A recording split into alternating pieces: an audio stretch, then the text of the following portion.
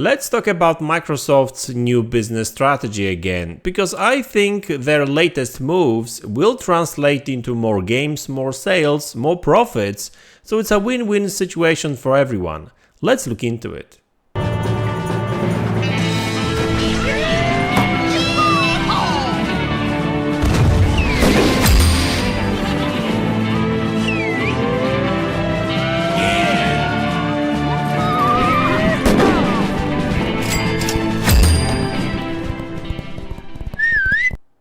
Hey guys, welcome back to the channel. So today I would like to talk about everything Xbox and a little bit of PlayStation too. So what are these big moves Microsoft has done recently that will translate to more games, more sales and profits, right? I mean, it's no secret now that Microsoft is going to be releasing more and more games on PlayStation, Nintendo, right? So, I mean, for them, the more, the better in terms of profits, right? Obviously, they still have to cater to their own fan base, Xbox fans and console fans and stuff. So, you know, they won't leave these people hungry, that's for sure, with all these games coming to Xbox day one. Xbox Game Pass day one, and that's actually a great thing. Obviously, I think that's the biggest value of Xbox right now, all these games on Game Pass. And also, it's worth mentioning that Microsoft denied the most recent rumors suggesting that Call of Duty would not be in Game Pass at all, or not day one.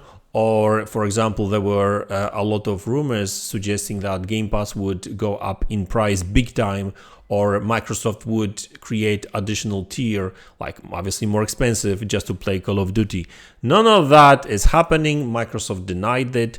Yeah, looks like they are betting big on both Game Pass and Call of Duty. You know, they are actually betting that, you know, Call of Duty will not only sell them a lot of subscribers or buy them new subscribers, but also console owners. I think that Call of Duty will be that big game that will move hardware too.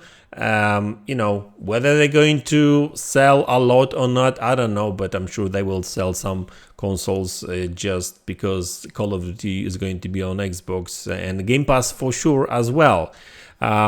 It would be more beneficial for Xbox if Call of Duty was a proper current gen game, because there would be a lot of people that, you know, trying to upgrade from last gen consoles to new one, and then, hey, you just offer them Xbox Series S during the holiday season for $200 plus 3 or, you know, I don't know, 4 weeks of Game Pass, or, you know, 2 months of Game Pass for free, and then you just say, okay, so you want to still enjoy Game Pass and Call of Duty on Game Pass and whatever, just subscribe to the Game Pass, right? And so, you know, that would be a big thing, but that's not going to happen because Call of Duty is still cross-gen title, but still, there's going to be a lot of marketing, and that marketing is happening already. You know, Call of Duty marketing, and, you know, like Xbox is plastered all over the new Call of Duty marketing. What's funny is that PlayStation did not even tweet a single tweet about new Call of Duty game, right? Which is kind of weird, because I remember when PlayStation had marketing rights for that game, and, you know, Xbox was retweeting tweets about new installment of Call of Duty, no problem. Obviously, they couldn't use the you know, the full marketing for the game, but, you know, tweets confirming that the game is coming to Xbox, you know, didn't really hurt anyone, and looks like PlayStation doesn't really act like that. I mean, listen, at the end of the day, I mean, at some point in the future, they probably will be promoting one way or the other Call of Duty, I don't know. But anyway, my point is that what Microsoft is trying to do with the current strategy is to focus more on these big AAA games. And, well, MaDz did say that, and that's why they've done some unpopular decisions to let some people go and that kind of stuff, because it looks like they I don't know if they canceled some of these smaller projects already, but some projects were canceled, and looks like they are betting on like these huge franchises, like, well, obviously Call of Duty, Fallout, believe it or not. So look at Fallout 76 is apparently so popular right now, and that's all thanks to the TV series, right? So this is another thing, right? Like, what I'm trying to say here is that Microsoft will be betting, or is already betting, not necessarily on exclusives, right? I don't think they will be, for them, exclusives are not really the driving force when it comes to, well, selling subscriptions or, hardware. I think what they're going to be, at least they will be trying to do, is to push the these multi-platform games, right? But like with Xbox marketing, and I guess convince people to play these games on Game Pass or on Xbox and whatever, right? So it's obviously PlayStation has an upper hand right now when it comes to console gaming, and they've got a huge install base, and looking at install base, we should not look only at PlayStation 5 but also PlayStation 4. A lot of people still play these games on these consoles. I mean, the most recent numbers for Call of Duty just proves that half of PlayStation gamers still play Call of Duty on PlayStation 4, and that's true for Xbox too, right? That's why I mentioned that it's a shame that they did not make new Call of Duty a proper current gen game, but hey, that will come at some point in the future, maybe next year, who knows? But still, I think they are betting that when casual gamers will see Call of Duty marketing with Xbox logo on it, they may choose to pick up an Xbox, right? Or just subscribe to PlayStation, to Game Pass. And I'm not trying to say that PlayStation gamers will just sell their consoles and buy Xbox.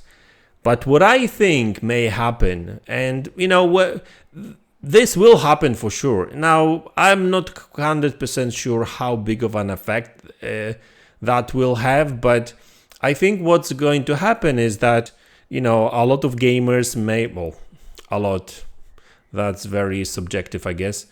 Some gamers will most likely be more willing to invest in Xbox, in a sense that, Call of Duty on Xbox, and for example, some people may want to upgrade to the next gen, and if Microsoft will have an Xbox Series S for $200 and Call of Duty with on Game Pass, obviously that's confirmed. So if you, for example, sell Xbox Series S with a month, maybe 2 months of free Game Pass, and give that and offer that to gamers, who knows? A lot of people may actually go and grab that console, right? I mean, instead of playing on PlayStation 4, and I'm just waiting for comparisons between Xbox One, PlayStation 4, and current gen consoles. A lot of people will want to upgrade because these games will be better played there. So obviously I'm not, I think Phil Spencer knows what he's talking about. I mean, I'm sure he knows. He's got data, and that data probably tells him that listen, you're not going to convince a lot of people to sell their PlayStation 5 consoles, but there's still a lot of PlayStation 4 users that may actually want to upgrade at some point in the future. And then you still got all these Xbox One users. Maybe they will want to upgrade too. So I think that they will be actually doubling down more on that kind of marketing and that kind of push, right? Rather than just exclusives. I mean, it doesn't mean that Xbox won't have any console exclusive, because true exclusives don't really exist on Xbox anymore ever since they started releasing games on PC too. And you know what? When it comes to PlayStation, I think they've noticed that too. Like they understood, they do understand now that single player games are great and that kind of stuff, but if you don't offer games as service, right, that's not going to sell well, right? I mean, they may have this, a leader position right now, but less and less people play single player games. I know that may be sad and shocking for you, but like if I look at my son, for example, most of the time he spends or playing games with his friends, it's Fortnite, Call of Duty, Roblox, Minecraft. I mean, he's into GTA now, GTA 5. He actually loves these missions and that kind of stuff, but he spends a lot of time on GTA Online 2, in GTA Online 2. So what I'm trying to say is that single player games going to be less and less relevant moving forward. And I know that PlayStation, because I've read some interesting article the other day that PlayStation is trying to convince young players to kind of start playing these single player games and that kind of stuff, and to kind of get that brand recognition with them, and to get that kind of brand loyalty based off of these single player games. But like they don't really sell more and more of these games. I mean, Spider-Man, yes, cool, it's a global phenomenon, right? I mean, it's a huge IP and that kind of stuff, but other than that, like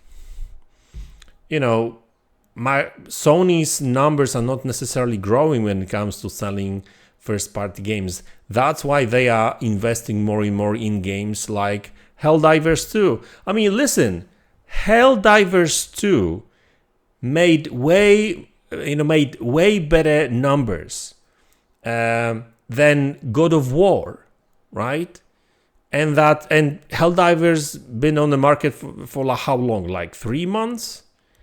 I mean, yes, it's PlayStation and PC combined, sure, but I mean, why should Sony care? I mean, they're not really going to cry about it if more people bought that game on PC. I mean, they're just counting money, and they see numbers.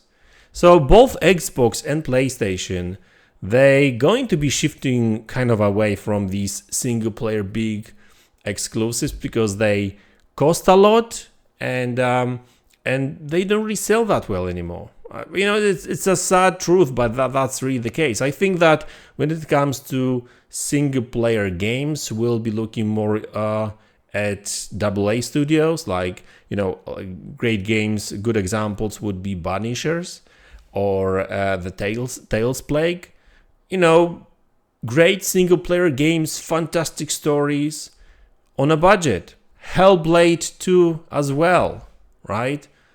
I mean, it's a first party game, but that game was made by a team of 50 people.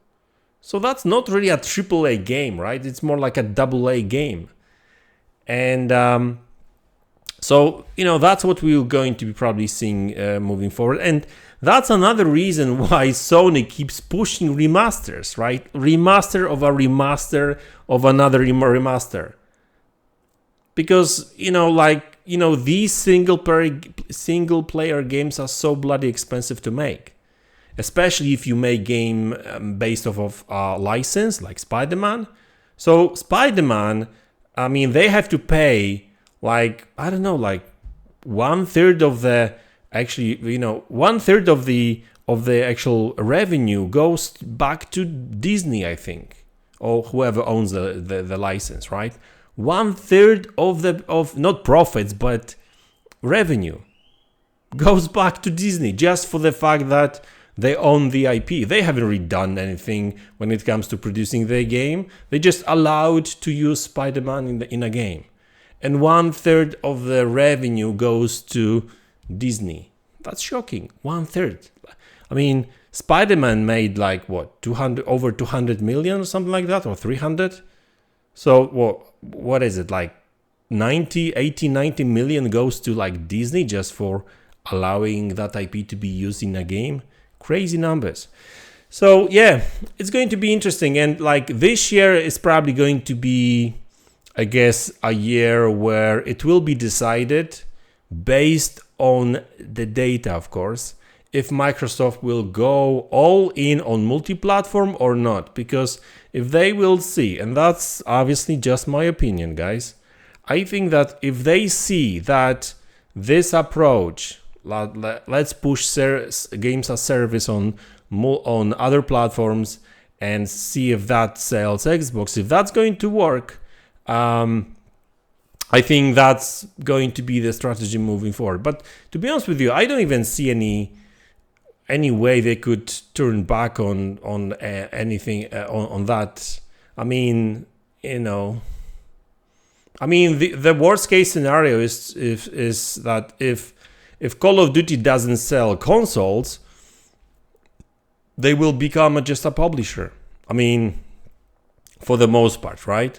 But I still think that Game Pass will obviously benefit of Call of Duty. Xbox console, I mean, numbers will actually benefit of it as well. But it's just a case of, you know, how much they will actually benefit, right? I mean, will Xbox sales numbers go by 20%, 30, 50, 70? I don't know. I have no clue. I mean, the more the better, I guess. But we'll see. So next couple of months are going to be very interesting because looks like Sony is very sparse when it comes to first-party content. I think they're going to have like only Astrobot and that Concord game. Did I miss anything else? They've got Silent Hill coming, but yeah, that game, it's more of a niche kind of title. It's not another Spider-Man, that's for sure, and it's not a first-party game either. Still exclusive to PlayStation when it comes to consoles, that's for sure. But next couple of months is going to be interesting, and Xbox is going to have a ton of new releases this year too, so first-party as well. So looking forward to it. So guys, that's the video. I hope you enjoyed it. Let me know in the comment section below what you think about it, and I will see you all in the next one. Take care.